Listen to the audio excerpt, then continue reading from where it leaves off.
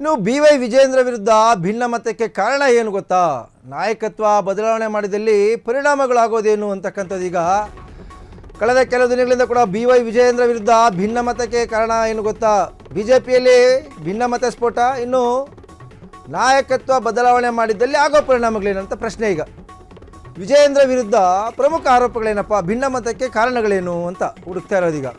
ಇನ್ನು ವಿಜೇಂದ್ರ ವಿರುದ್ಧ ಹೊಂದಾಣಿಕೆ ರಾಜಕಾರಣದ ಆರೋಪ ಇದೆ. ವಿಜೇಂದ್ರ ಅವರು ಹೊಂದಾಣಿಕೆ ರಾಜಕಾರಣ ಮಾಡ್ತಾರೆ ಅಂತಿದ್ದಾರೆ ಭಿನ್ನರು.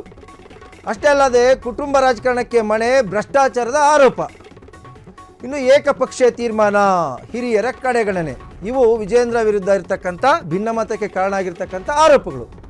ಸೊ ಈ ನಡುವೆ ನಾಯಕತ್ವ ಬದಲಾವಣೆ ಮಾಡಿದ್ರೆ ಆಗೋ ಪರಿಣಾಮ ಏನು ಅನ್ನೋ ಚಿಂತೆ ಈಗ BJP ಪಾಳಯದಲ್ಲಿ ಕೇಳಿಬರ್ತಾ ಇರ್ತಕ್ಕಂಥದ್ದು. BY ವಿಜೇಂದ್ರ ವಿರುದ್ಧ ಭಿನ್ನಮತಕ್ಕೆ ಕಾರಣಗಳೇನು ಗೊತ್ತಾ? ಒಂದು ವೇಳೆ ಇದೇ ಕಾರಣಗಳನ್ನ ಇಟ್ಕೊಂಡು ನಾಯಕತ್ವ ಬದಲಾವಣೆ ಮಾಡಿದ್ರೆ ಆಗೋ ಪರಿಣಾಮಗಳೇನು?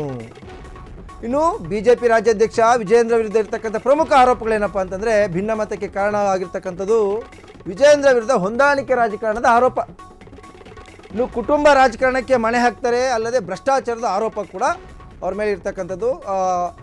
ಜೊತೆಗೆ ಏಕಪಕ್ಷೀಯ ತೀರ್ಮಾನ, ಹಿರಿಯರ ಕಡೆಗಣನೆ. ಸೊ BJPಯಲ್ಲಿ BY ವಿಜೇಂದ್ರ ವಿರುದ್ಧ ಬಹಿರಂಗವಾಗಿ ಭಿನ್ನಮತ ಸ್ಫೋಟಗೊಂಡಿರ್ತಕ್ಕಂಥದ್ದು.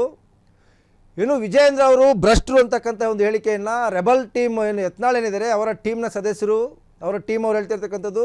ನೇರವಾಗಿ ಬಸವರಾಜ್ ಪಾಟೀಲ್ ಯತ್ನಾಳೆ ಕೂಡ ಆರೋಪ ಮಾಡ್ತಾ ಇರ್ತಕ್ಕಂಥದ್ದು. ಜೊತೆಗೆ ಅವರ ಜೊತೆ ಇರ್ತಕ್ಕಂಥ ರಮೇಶ್ ಜಾರಕಿಹೊಳಿ ಅವರು ಕೂಡ ಈ ಹಿಂದೆ ಸ್ಟೇಟ್ಮೆಂಟ್ ಕೊಟ್ಟಿದ್ದಾರೆ. ಏನಪ್ಪ ಅಂತಂದರೆ, ವಿಜೇಂದ್ರವನ್ನು ನಾವು ನಮ್ಮ ನಾಯಕರು ಅಂತ ಒಪ್ಪೋದೇ ಇಲ್ಲ, ವಿಜೇಂದ್ರ ಅವರ ನಾಯಕತ್ವವನ್ನು ನಾವು ಒಪ್ಪೋದೇ ಇಲ್ಲ ಅಂತ ಹೇಳಿದ್ದಾರೆ.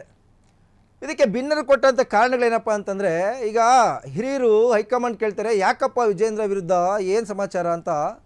ಅವರ ವಿರುದ್ಧ ಒಂದು ಇರ್ತಕ್ಕಂಥ ಆರೋಪಗಳೇನು, ಯಾಕೆ ಭಿನ್ನಮತಕ್ಕೆ ಕಾರಣ ಏನು ಅಂತ ನೋಡ್ತಾ ಹೋಗೋದಾದರೆ, ಸದ್ಯ ಈಗ ರಾಜ್ಯ ರಾಜಕೀಯ ವಲಯದಲ್ಲಿ ಕೇಳಿಬರ್ತಾ ಇರ್ತಕ್ಕಂಥ ವಿಚಾರ ಏನಪ್ಪ ಅಂತಂದರೆ, ವಿಜೇಂದ್ರ ಅವರ ವಿರುದ್ಧ ಭಿನ್ನಮತ ಸ್ಫೋಟಕ್ಕೆ ಕಾರಣಗಳೇನಪ್ಪ ಅನ್ನೋದಾದರೆ, ಏನು ಇವರು ಹೊಂದಾಣಿಕೆ ರಾಜಕಾರಣ ಮಾಡ್ತಾರೆ ಅಂತ. ಅದಕ್ಕೆ ಅವರು ಭಾಳ ಸ್ಪಷ್ಟವಾಗಿ ಕೊಟ್ಟಂಥ ಉತ್ತರಗಳೇನಪ್ಪ ಅಂತಂದರೆ, ಮೈಸೂರು ಚಲೋ ವಿಚಾರದಲ್ಲಾಗಿರ್ಬೋದು, ಅಲ್ಲೂ ಕೂಡ ವಿಜೇಂದ್ರ ಅವರು ಒಂದು ರೀತಿ ಏಕಪಕ್ಷೀಯವನ್ನು ತೀರ್ಮಾನ ತಗೊಳ್ತಾರೆ ಅಂತಕ್ಕಂಥ ಒಂದು ಆರೋಪ ಕೂಡ ಅವ್ರ ಮೇಲೆ ಇತ್ತು. ಸೊ ಹಾಗಾಗಿ ನಾವು ಬಳ್ಳಾರಿ ಚಲೋ ಮಾಡ್ತೀವಿ, ಮೈಸೂರು ಚಲೋ ಇಲ್ಲ ಅಂತ ಹೇಳಿ ಯತ್ನಾಳ್ ಆ್ಯಂಡ್ ಟೀಮ್ ಹೇಳಿತ್ತು.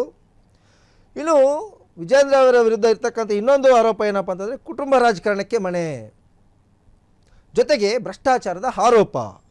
ಇನ್ನು ನಾಲ್ಕನೇದಾಗಿ ಏನಪ್ಪ ನೋಡೋದಂದರೆ ನಾವು ಏಕಪಕ್ಷೀಯ ತೀರ್ಮಾನ, ಹಿರಿಯರ ಕಡೆಗಣನೆ.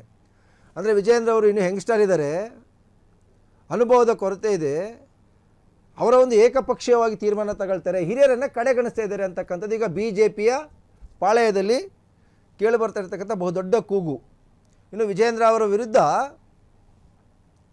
ಭಿನ್ನಮತ ಸ್ಫೋಟಕ್ಕೆ ಕಾರಣ ಏನು ಅಂತ ನೋಡಿದಾಗ ಪ್ರಮುಖವಾಗಿ ಈ 4 ಕಾರಣಗಳನ್ನು ಈಗ ಹೇಳ್ತಾ ಇರ್ತಕ್ಕಂಥದ್ದು. ಒಂದು, ಹೊಂದಾಣಿಕೆ ರಾಜಕಾರಣದ ಆರೋಪ, ಹೊಂದಾಣಿಕೆ ರಾಜಕಾರಣ. ಮತ್ತೊಂದು, ಕುಟುಂಬ ರಾಜಕಾರಣಕ್ಕೆ ಮಣೆ. ಮೂರನೇದು, ಭ್ರಷ್ಟಾಚಾರದ ಆರೋಪ. ನಾಲ್ಕನೇದು, ಏಕಪಕ್ಷೀಯ ತೀರ್ಮಾನ, ಹಿರಿಯರ ಕಡೆಗಣನೆ. ಸೊ ಇಷ್ಟು ಈಗ ವಿಜೇಂದ್ರ ಅವರ ವಿರುದ್ಧ ಭಿನ್ನಮತ ಸ್ಫೋಟಕ್ಕೆ ಸದ್ಯಕ್ಕೆ ಕಂಡು ಬಂದಿರತಕ್ಕಂಥ ಆರೋಪ ಅಥವಾ ವಿಚಾರಗಳು.